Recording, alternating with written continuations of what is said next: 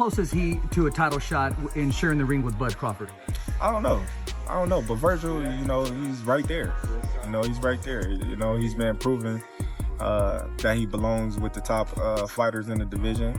And, who knows? A couple of fights or next fight or whatever the case may be, he might be sharing the ring with Terence Crawford. You never know. He just beat Canelo, the face of boxing. So that makes that makes Crawford the face of boxing at the moment. And he earned the right to fight whoever he wanted. If you come to 154, is there a chance? Was that the conversation you had? Basically, I just said, hey, are you going to defend it? And he said, no, that's my last fight after Canelo. I'm like, okay.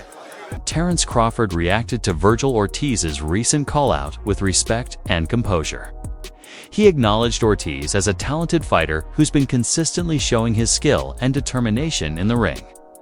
Crawford praised the young contender's progress and admitted that Ortiz has the potential to stand among the elite. When pressed about a possible matchup, Crawford kept things open-ended, saying that only time will tell what the future brings. Message now to Terence Crawford. I'm here whenever. I'm ready to fight whenever. I'm here to fight anybody. I don't care if it's Crawford, Spence, Vergil Ortiz has publicly called out Terence Crawford, boldly stating that his mission is to test himself against the very best in boxing. He explained that facing top-tier opponents like Crawford pushes him to evolve and prove he belongs among the elite, confident in his strength and progress at 154 pounds. Ortiz made it clear that he's ready for the biggest names and biggest challenges next. I'm here to fight the best. I don't care who it is. It can be Boots next, it can be Spence next, it could be Crawford next, if he's still willing to do it. Because that's a fight that I've been calling for a while. I think that's a great fight to make happen still. And we're just gonna keep doing what I do best. Vergil Ortiz speaks with strong confidence, claiming that even if Terence Crawford were at the peak of his career, he believes he could come out on top. Ortiz says he carefully studies Crawford's every move and respects his accomplishments, but he trusts his own speed, power, and timing. For Ortiz, this confidence comes from dedicated work and preparation since moving up in weight, not arrogance. Many consider this a bold claim, given Crawford's dominance across multiple divisions and his elite pound-for-pound status. Still, Ortiz insists that no fighter is untouchable and that he can spot opportunities others may have missed. His remarks have sparked lively discussions among fans and analysts about whether the young contender can truly challenge the skill and experience of a seasoned champion like Crawford. Fighters that you would like to fight coming up?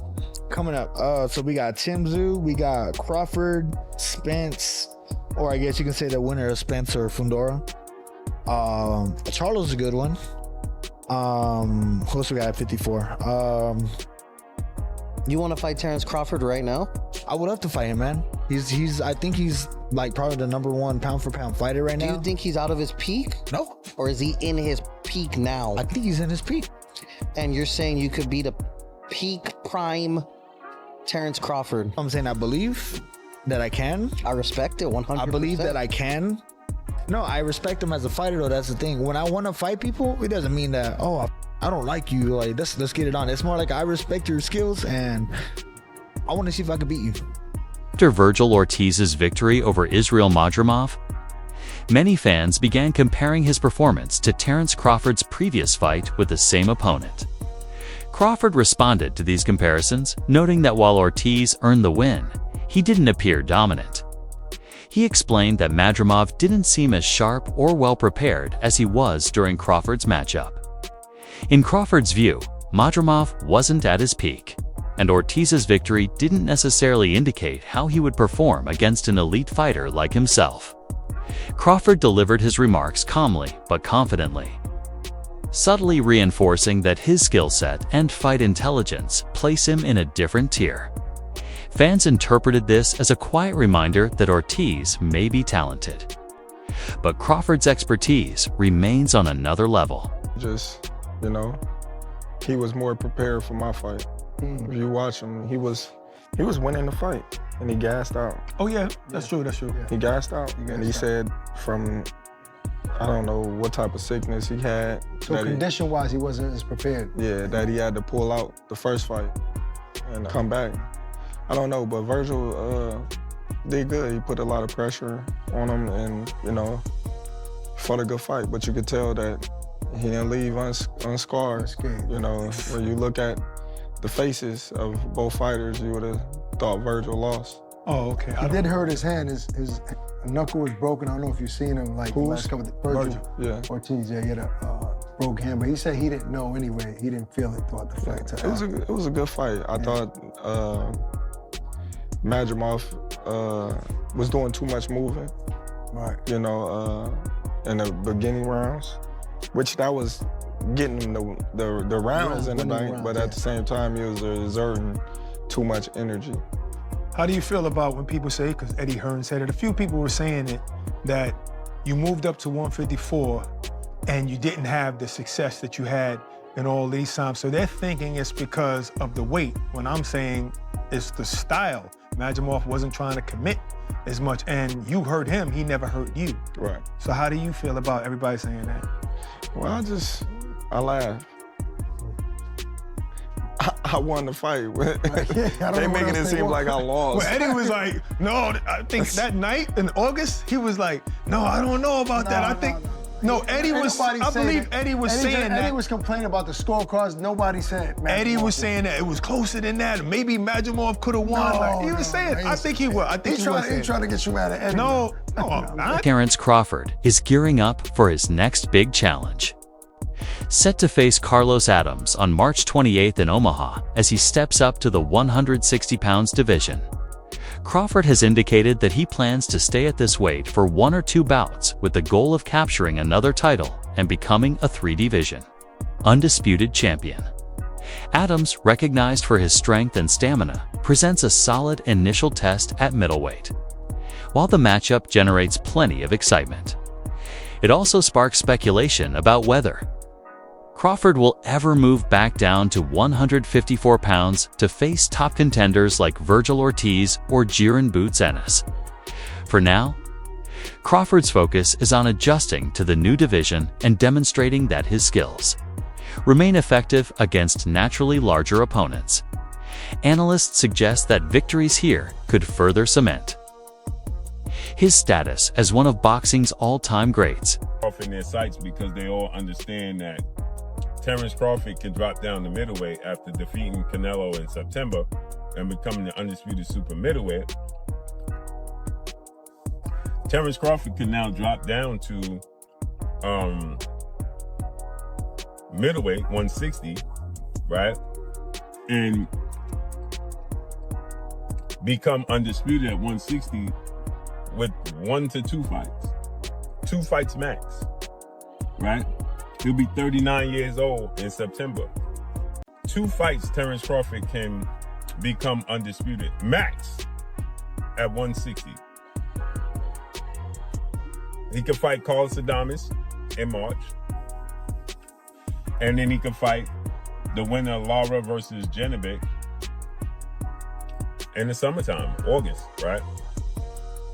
And this gives Terence Crawford the history he needs to 1000% cement himself as, in my opinion, it's all opinionated, but this just cements Terence Crawford as top 5 greatest boxers in history,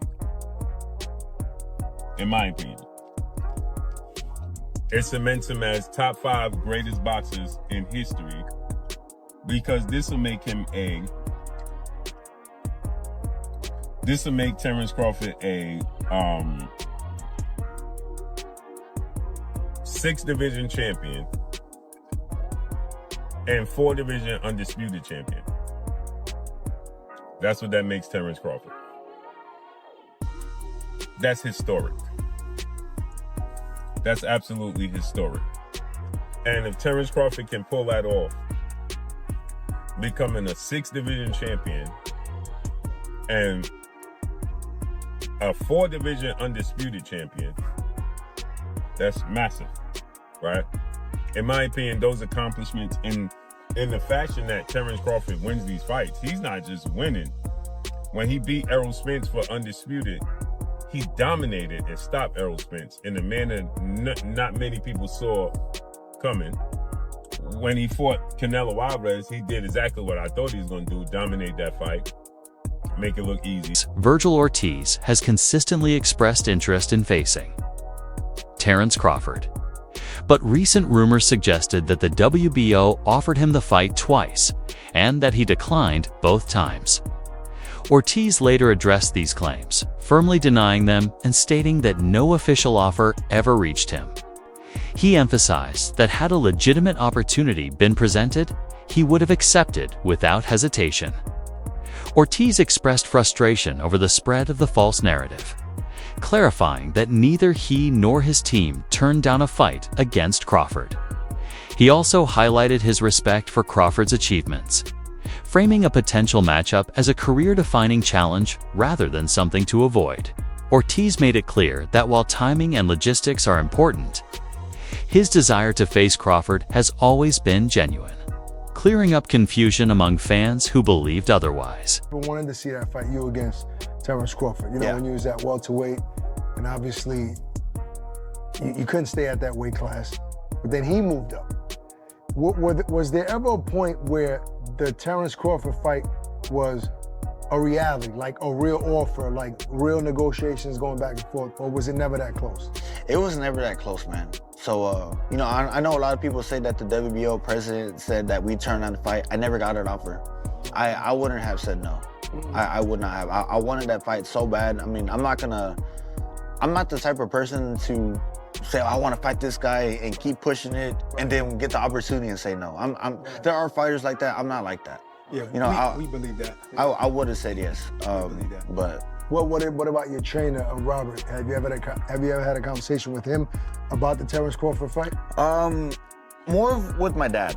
Okay. More with my dad. You know, there were some days where he'll be like, you beat him if you fight like this, or if you fight like this, you don't beat him. So, really? Your father really said he would tell me. No, he tells me the truth. He tells me the truth. If you fight him like this, you beat him. Other days, you're not gonna beat him like this. You know, you might not remember, but when we had our show, I believe it was called Sweet Scientist at the time with The Zone, and we had you on, and you were one of our first guests, and I asked you about Crawford, and you was like, nah, not yet, I'm not ready for him. You know, that was humble. No one really speaks like that. Now, you was ready for him maybe about 6 months later, but still, you were humble enough to say that. Do you remember that? I don't. You know, no, I don't. Hell no, you can't. Jaron Ennis, a top super welterweight, has expressed interest in facing Terence Crawford. He praised Crawford's achievements, especially after his win over Canelo Alvarez, but acknowledged that Crawford now decides his next move. Ennis sees the fight as a major opportunity to test himself. It's not something he pursues recklessly. After Vergil Ortiz's recent victory, Ennis met him in the ring. Their friendly but competitive exchange sparked fan excitement and hinted at future high-profile matchups. Holding the WBA super welterweight title, Ennis continues to position himself for fights that matter, while Ortiz remains a rising force. This meeting highlighted the growing anticipation for potential clashes between the division's top contenders, promising big fights ahead. I think this is one of the best American fights that can be made. Sure.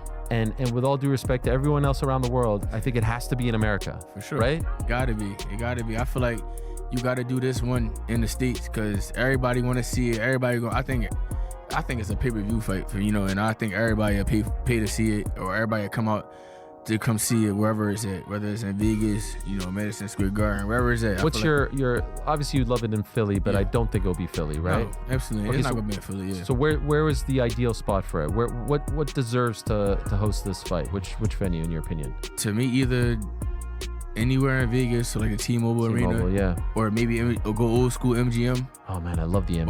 Or we can go Madison Square Garden. Okay. I think Madison Square Garden would be crazy as well. That'd be historic as well. So either one.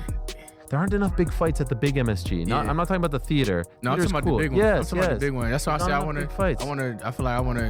always wanted to fight at MSG anyway. Yeah. So, I like how it looks in there. It's real. It's really incredible. nice. When they have fights and stuff in there. So, for me, it would be either T-Mobile Arena or take it back. We can go MGM, or we can do Madison Square Garden. Do you think he would say yes to MSG because that's kind of a home game for you, right? That's so close to Philly. I mean, I feel like he has a deep fan base, and I feel like all his fans and stuff will come. If it was to be in New York, I feel like they all would come. He got a good fan base. I got a good fan base. I feel like it'll make for a great fight. And who don't want to come to New York? Oh my God. There was a time where MSG was holding all these big fights, hosting, and now I feel like, every couple of years we get, when we got Taylor Serrano, prior to that, it was, Brooklyn's cool and all, but we got to go back to the Mecca. The Mecca is the best. I would absolutely love that. In your perfect world as well, he fights November 8th. Yep. How soon could we get this fight? You obviously didn't get hurt in your fight, I would imagine, right? 72 seconds? Yeah. Unless something happened? I mean, it depends on how his fight go. If he's in a war, maybe we'll see. Maybe April, March, April. If not, if he make quick work of it, who knows? We could be back in there sooner.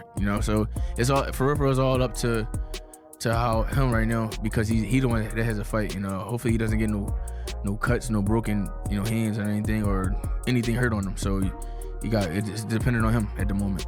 The other two options, of course, Sebastian Fundora and I think Xander Zayas. Yeah. What I'm hearing is there is some interest from MSG to have you versus Xander Zayas at MSG. Are you hearing this as well? I'm good, whatever. That's what I can't wait. You want all these guys? I like these options for you. I'm really about to show y'all. Like, I'm about to run through these guys. I'm about to run through these guys and show y'all one by one. Like, this 154 really mine, and I'm gonna shut everybody up. I can't wait. I hear the little chatters and all the little talks. What do you hear? What's bothering you? What are people saying? It's just little. They're questioning you. They questioning, and it's cool, and I love it. They're not doing nothing but adding fuel to the fire. Yeah. And it's gonna make it worse each and every time for whoever's stepping in the ring with me. Seeing what Terence did not that long ago, did that give you motivation? Because it feels like for the longest time, people were questioning him, doubting him. He wasn't getting the big opportunities, the big fights. Do you see yourself in his journey a little bit as well? Former boxer. Tim Bradley shared his thoughts on a potential matchup between Vergil Ortiz and Boots Ennis. He suggested that Ennis might be hesitant to face Ortiz right now, possibly preferring to wait for a bigger payday or a more advantageous situation. Bradley's comments fueled debate among fans, with some believing Ennis would take the fight immediately, while others agree that building hype first is smarter. Either way, his perspective added intrigue to an already intense rivalry, increasing anticipation for a possible Ortiz versus Ennis showdown.